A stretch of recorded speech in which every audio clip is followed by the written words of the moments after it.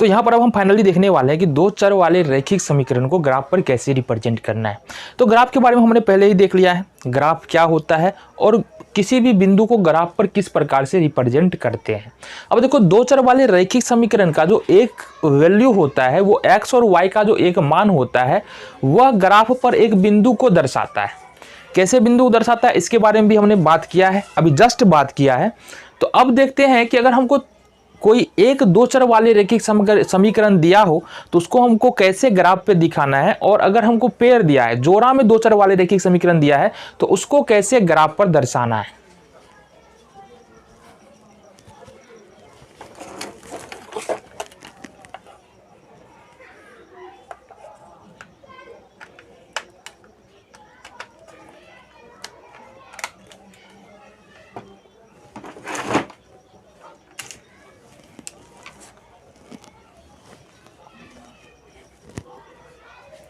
तो ये दोनों ही बातें हमको देखना है, तो आ जाओ। तो हमारे पास एक इक्वेशन दिया है x माइनस 2y बराबर 0, ये इक्वेशन फर्स्ट है, और 3x प्लस 4y बराबर 0, ये इक्वेशन 2 है। सबसे पहले अपन क्या करते हैं, समीकरण एक को दिखाते हैं हम ग्राफ पर। अब देखो, किसी भी समीकरण को ग्राफ पर दिखाने जाओगे तो उसके लिए कम से कम तुमको दो मान x और y का चाहिए होगा। तो x और y का मान कहाँ से लाएंगे, तो यहाँ पर देखो हम शुरू कर रहे हैं। सबसे पहला काम जो करना है ना, वो लिखना है हमको समीकरण नंबर 1 से। पहला एक ये काम करेंगे, या समीकरण 1 को ही हम लोग यहाँ पर पहले देखने वाले, ये तुम बोल सकते हो। तो समीकरण 1 अपने पास है, यहाँ पर इसको क्या लिख सकते हैं, x माइनस 2y बराबर 0। अब ये एक समीकरण है। हमने क्या कहा, यहाँ पर x और y का वैल्यू चाहिए, बट हमारे पास तो x और y का वैल्यू है ही नहीं। तो यहाँ पर हमको क्या करना है कि या तो x का या तो y का कोई एक वैल्यू अपने मन से लेना है। हमने क्या कहा, ऐसा वैल्यू लेना है कि y का वैल्यू भिन्नात्मक ना हो, चाहे दशमलव में ना आए चाहे भिन्न में ना आए, क्योंकि वो फिर ग्राफ पर रखने में हमको समस्या हो सकती है। तो इस वजह से हम बोलेंगे x का कोई ऐसा वैल्यू लेंगे जो y का वैल्यू जो है ना एकदम बिल्कुल सपाटा हो, पूर्ण संख्या में आए। कैसा, पूर्ण नहीं बोल सकते, पूर्णांक संख्या में कुछ भी आ जाए। तो अगर सपोज पहला वैल्यू यदि हम x बराबर 0 रख देते हैं, तो यहाँ से निकलेगा x माइनस ये x माइनस 2y बराबर 0 दे रखा है। x का वैल्यू हमने 0 रखा है तो 0 हो जाएगा, 0 माइनस 2y बराबर 0। 0 का कोई मतलब ही नहीं है, 2y बराबर 0 हो जाएगा। देन अगर y बराबर लिखते हैं, ये गुणाम है 2 गुने y, तो ये 0 के नीचे में आ जाएगा माइनस में 2, तो ये हो गया y बराबर 0। तो यहाँ पर हमारा x का एक वैल्यू हमने 0 रखा है, तो y का वैल्यू जो मिला है हमको क्या मिला है, 0 मिला है। तो पहला वैल्यू, अच्छा x का वैल्यू कहाँ से आया, फिर देखो x का वैल्यू कहाँ से आया। हमने कहा कि दो चर वाले रैखिक समीकरण को यदि हमको ग्राफ पर रिप्रेजेंट करना है तो x और y के दो दो मान चाहिए होंगे।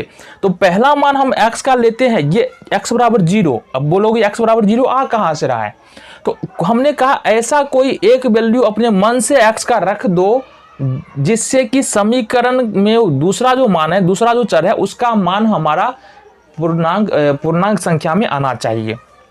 तो इसके लिए x बराबर 0 रखा तो y बराबर 0 आ गया। दूसरा मान देखते हैं रख करके, जब x बराबर कितना रख दे बाबू, x बराबर 2 रखते हैं, x बराबर 2 रखते हैं, तो यहाँ पर रखेंगे x माइनस 2y बराबर 0। ये तो अपने पास इक्वेशन है, समीकरण है। देन अगर हम x बराबर 2 रखते हैं तो 2 माइनस 2y बराबर 0 हो जाएगा, होगा कि नहीं होगा, हो जाएगा। अब अगर 2 को दूसरे तरफ ले जाएंगे तो माइनस 2y बराबर हो जाएगा 0 माइनस 2। इट मीन्स कि ये हो जाएगा माइनस 2y बराबर माइनस 2। देन अगर हम लिखते हैं, इधर देख लेते हैं, अगर हम लिखते हैं y बराबर, तो देखो क्या हो जाएगा 2 गुने y, माइनस 2y का मतलब क्या होता है 2 गुने माइनस y। अब यहाँ पर अगर हम y बराबर लिखते हैं तो ये आ जाएगा भाग में माइनस 2 बट्टे में माइनस 2 कटेगा, ये कितना हो गया 1 हो गया। तो यहाँ पर हमारे पास x और y के दो दो मान निकल के आ चुके हैं। ये पहला स्टेप। देन सेकेंड स्टेप क्या है, सेकेंड स्टेप क्या करना है, हमको जो भी वैल्यूज हमने निकाला है ना किसी समीकरण के अंदर में, उसको एक जगह पर एक टेबल में रख लेना है। कैसे टेबल बनाते हैं, आ जाओ। क्योंकि यहाँ पर वैल्यूज जो है ना दो दो है, कितने वैल्यूज है, दो दो। तो यहाँ पर हमने दो दो वैल्यूज निकाले हैं, तो यहाँ पर लिखेंगे x, ये y। तो पहला वैल्यू जो x के हमने लिया था 0, तो x के जगह पर लिखेंगे 0। y का वैल्यू आया था 0, तो ये भी लिख दिए हम 0। दूसरा वैल्यू लिखेंगे x बराबर 2, तो यहाँ x बराबर 2 लिख देते हैं और दूसरा वैल्यू जो y का निकल के आया वो निकला 1, तो y का वैल्यू निकला 1 आ गया जी, मान सारणी बन गया। अब हमने ग्राफ पर किसी भी पॉइंट को दर्शाना सीखा है। अब पॉइंट अगर हम इस कॉलम में एक और जोड़ दे, एक और ये जोड़ दे, तो यहाँ पर मान लो एक्स वाई है, इसको हम लिख सकते हैं 0 0 और इसको लिख सकते हैं 2 1। ठीक है, पहले वाला मान x का है, दूसरा y का है, पहला x दूसरा y। अब अगर हमको ग्राफ पर कोई एक बिंदु चाहिए होता है तो उसके लिए हमको दो वैल्यूज चाहिए, एक x अक्ष पर, एक y अक्ष पर। जो x का वैल्यू है वो x अक्ष को दर्शाता है, दूसरा जो y का वैल्यू है वो y अक्ष पर दर्शाता है। अगर ग्राफ पर कहीं पर अगर ऐसा आ जाए x भी 0 है और y का भी 0 है, तो ग्राफ पर जो पॉइंट आएगा ना वो बिल्कुल यहाँ पर आएगा, यहाँ पर ही आएगा। तो ये पॉइंट हो जाता है हमारा 0 0। तो पहला पॉइंट तो यहाँ आ गया। दूसरा पॉइंट कह रहा है कि 2 और 1, तो यहाँ पर समझो ये दोनों ही प्लस में है, यानी x का मान 2 है तो x प्लस में जाएंगे 2, इधर जा रहे हैं x माइनस आ रहा है, इधर जा रहे 2, यहाँ पर आ गए बाबू ये 2 आ गया। y का मान 1 है, प्लस में है, नीचे जाएंगे तो y माइनस में, ऊपर जाएंगे तो y प्लस में, ये 1 है। ठीक है जी। अब इसको हमने बहुत सिंपल सा तरीका बताया था, इस पर क्या करना है, एक इस प्रकार से लंब खींचना है और इस पर भी एक इस प्रकार से लंब खींचना है। अब ये दोनों पॉइंट से गुजरने वाली रेखाएं कहाँ पर एक दूसरे को कट कर रहे हैं, तो यहाँ पर एक दूसरे को कट कर रही है। अब इस दोनों को क्या करना है, मिला लो। अब ये जो लाइन खींचा हमने, ये जो लाइन हमने खींचा, ये इसको इधर ले लेते हैं। ये किस समीकरण का लाइन है, x माइनस 2y बराबर 0। ये किसका लाइन है, x माइनस 2y बराबर 0। तो इस प्रकार से हम क्या कर सकते हैं, किसी भी रैखिक समीकरण को ग्राफ पर दर्शा सकते हैं। देन दूसरा समीकरण हमारे पास क्या था, आ जाओ, समीकरण 2।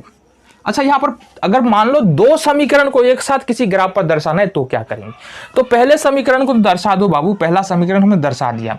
जब दूसरे समीकरण को दर्शाने जा रहे तो पहले समीकरण से हमको कोई मतलब नहीं रखना है, पहले समीकरण में किसी तरह के, पहले समीकरण के साथ किसी भी तरह के टच में नहीं रहना है, तो समस्या हो जाएगी। चलो जी, ये है हमारे पास 3x प्लस 4y बराबर 20। अब यहाँ से गौर से देखो क्या ले सकते हैं, 20 है ना, क्या ले सकते हैं। फिर से हम यहाँ पर x बराबर 0 लेते हैं। जब x बराबर 0, तो यहाँ से x का मान 0 है तो 3x का मतलब 3 गुने x, तो 3 गुने 0, x के ऊपर 0 आ गया। ये आ गया 4y बराबर 20। 3 को 0 से गुना कर देंगे, 0 हो जाएगा, तो 4y बराबर हो जाएगा 20। 4 और y के बीच में गुना का चिन्ह है, इट मीन्स कि y बराबर अगर लिखते हैं तो 20/4 हो जाएगा, क्योंकि अगर गुना में है दूसरी तरफ ले जाएंगे ये भाग में आ जाएगा। 4 पंचे 20, ये हो गया हमारे पास 5। तो पहला वैल्यू हमारा निकल के आ गया। चलो जी, दूसरा वैल्यू निकाल ले, बिल्कुल। और दूसरा वैल्यू रख लेते हैं जब x बराबर 4। ठीक है, x बराबर 4। अच्छा, ये वैल्यूज रखने के पीछे भी सोच होती है, सोचना पड़ता है। अगर हमने ऐसे ही कुछ भी वैल्यूज रख दिया तो फिर ये फ्रैक्शन में चला जाएगा, और फ्रैक्शन को हटाएंगे तो वो डेसिमल में चला जाएगा। फिर ग्राफ में मान रखने के लिए जाएंगे तो ऐसा नहीं है, रख नहीं सकते, रख सकते हैं लेकिन समस्या होगी। ठीक है, तो x बराबर यहाँ पर कितना आएगा, 4। तो अगर समीकरण है हमारे पास 3x प्लस 4y बराबर 20, देन हमको x का मान रख देना है 4, ये हो जाएगा 4y बराबर 20। ये हो जाएगा 12 प्लस 4y बराबर 20। ये 12 को उठा के अगर दूसरी तरफ ले जाएंगे, ये हो जाएगा 4y बराबर 20 माइनस 12। इट मीन्स ये हो जाएगा हमारे पास 4y बराबर 20 में से 12 घटा देंगे, कितना होगा 8। तो अगर हम देखें तो y बराबर कितना निकलेगा, ये निकलेगा 8/4। गुना में है, 4 को उधर ले जाएंगे, भाग में हो जाएगा 4 दूनी 8, तो y का मान आ जाएगा 2। अब यहाँ पर दोनों ही वैल्यूज आ चुके हैं, तो एक और हमको मान सारणी बनाना पड़ेगा। ये जो टेबल बनता है इसको बोलते हैं मान सारणी। तो इसमें हमको क्या करना है जी, आ जाओ, ये बन गया अपना मान सारणी x y, देन यहाँ पर x y। पहला मान हमने x का क्या लिया था, पहला मान हमने लिया था x का 0, y का मान आया था 5, यहाँ पर 0 5 इस प्रकार से लिख देंगे। दूसरा मान x का लिया था 4 और y का मान निकला 2, ये 4 2 हो गया। आ जाओ जी, अब ग्राफ पर चलते हैं। सेम ग्राफ रहेगा जी, क्योंकि अगर दो चर वाले रैखिक समीकरण में अगर हम दर्शाते हैं युगपद समीकरण को, युगपद समीकरण मतलब दो समीकरण का जोड़ा है, तो सेमी ग्राफ पर हमको दर्शाना है।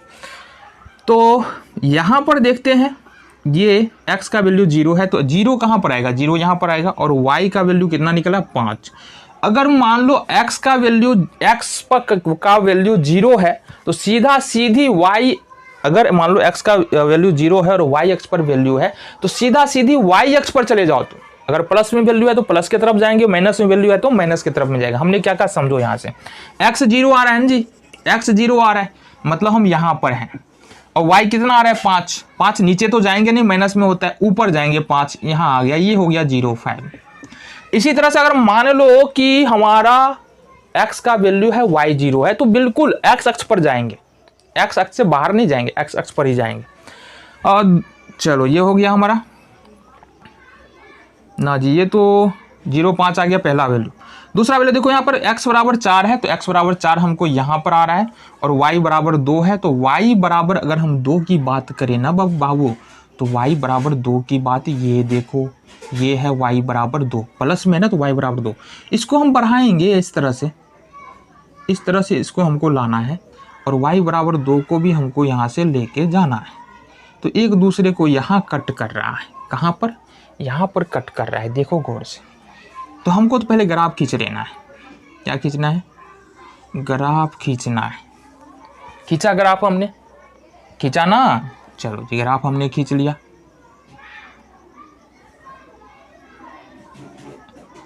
ओ गड़बड़ हो गया ग्राफ बउआ, ये गड़बड़ आ गया। देखो क्या, पहला पॉइंट क्या था हमारा 4, x बराबर 4 ये है, तो यहाँ से गुजरेगा ना, यहाँ से गुजरेगा, यहाँ से तुम्हारा गुजरेगा, यहाँ से, क्योंकि ये 2 और 4 यहाँ पर काट रहे हैं, तो पहला पॉइंट यहाँ है, दूसरा पॉइंट यहाँ है, तो यहाँ से गुजर जाएगा तुम्हारा। तो ये हो गया, ये दूसरे समीकरण का हो गया। समीकरण क्या था तुम्हारा, 3x + 4y बराबर 20, 3x + 4y बराबर 20 का ये ग्राफ है। अच्छा एक बात और समझ लो, यहाँ से ये जो इक्वेशन लिखा हुआ है ना, इसको बोलते हैं बीजीय रूप। क्या बोलते हैं, बीजीय रूप, ठीक है। और ये जो हमने दिखाया है इसको बोलते हैं ज्यामितीय रूप, ज्यामितीय रूप। तो अगर तुमको कुछ समस्या दी हुई है और बोला जा रहा है कि समीकरण को बीजीय रूप में लिखो या समीकरण को ज्यामितीय रूप में लिखो, तो तुमको वहां पर समझ जाना चाहिए कि तुमको वहां पर करने का कौन सा काम करना है। बातें समझ में आ गई। चलो जी, अब कुछ उदाहरणों को देख लेते हैं जो हमारे इस एक्सरसाइज में है, देन हम चलेंगे एक्सरसाइज।